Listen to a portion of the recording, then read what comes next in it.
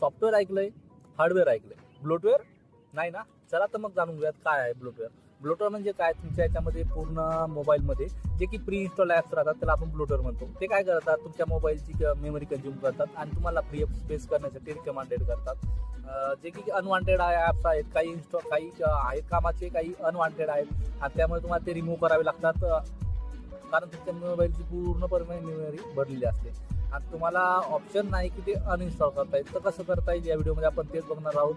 Sir आता तुम्हाला काय करायचं आहे, तुम्हाला मोबाईलच्या अबाउट सेक्शनमध्ये जायचं, सेटिंगमध्ये जाऊन अबाउटमध्ये जा. अबाउट नंतर बिल्ड नंबरवर सात वेळेस क्लिक करा. त्यानंतर तुमचा डेव्हलपर मोड ऑन होऊन जाईल. डेव्हलपर मोड ऑन झाल्यानंतर तुम्हाला USB डिबगिंगचा एक ऑप्शन दिसेल, तो तुम्हाला इनेबल करायचा आहे.